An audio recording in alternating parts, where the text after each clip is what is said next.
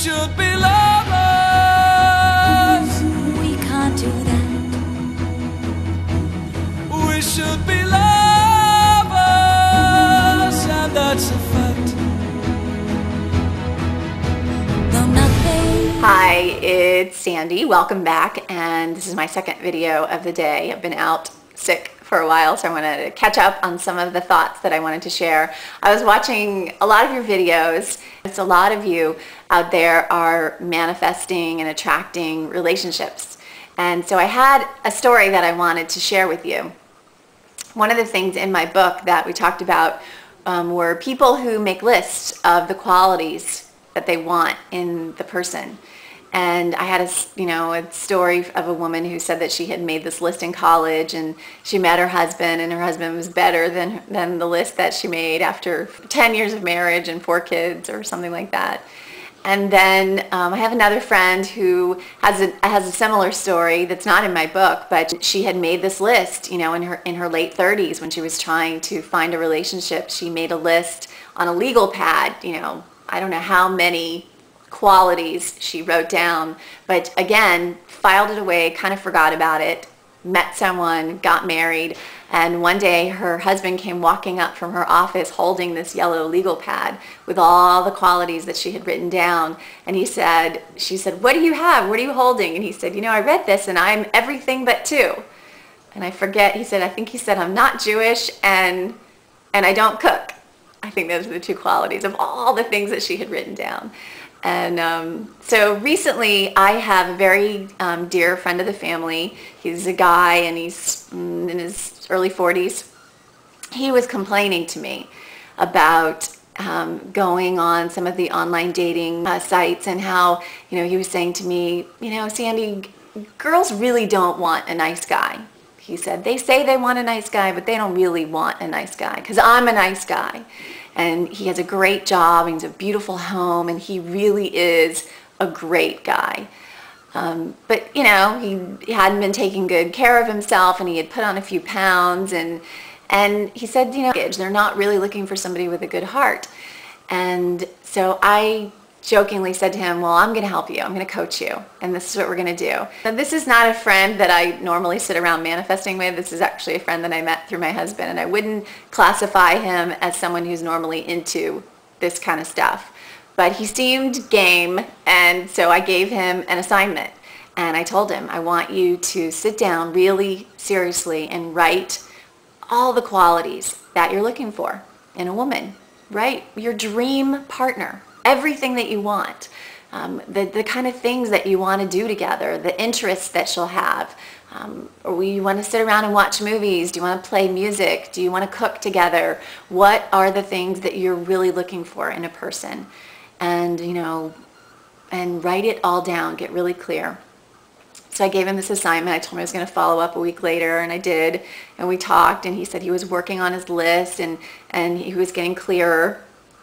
And then after he had worked on this list for a couple of weeks, I gave him the next step, which was to create a sentence that was being grateful. I'm so grateful that I have attracted a partner who fills my heart with joy and makes me laugh, or, just whatever it is. I was trying to get him inspired to write what it was that he wanted, as if it had already happened, and to also say thank you for it before it had happened. So I forgot about it. He had a deadline. He was supposed to send me this sentence, and he didn't. And I sent him an email. I didn't hear back from him. And so I got busy, and I went out of town. I was traveling. And when I got back from traveling, I was in my room. I was unpacking my suitcase, and my husband was on the phone with him, or possibly on iChat with him. And he said to my husband, "Oh, you won't believe, what I'm looking at. Out my window right now by my pool are 3 beautiful women." And I told him, "You're a really good manifester there." He had manifested these 3 beautiful women who were laying out by the pool. But more importantly, he had met someone else also in this time frame. But several months later, it's been about 3 or 4 months now, he and this new woman are moving in together. And every time I've seen them out together, they're really perfect. She's absolutely beautiful, and I love her and I love him, and they make such an amazing couple. And I just think that, you know, it wasn't that long ago that he was complaining to me and he was saying, women don't really want a good guy. You know, he was in that space of, they don't want me. I'm a good guy and they don't want me. And, you know, who knows? Who knows if it was making the list? Who knows what it was that allowed him to create a space in his life that he attracted this beautiful, intelligent woman who he has so much in common with. And now they're moving in together. But he's very happy. They're very happy together. I'm very happy for them.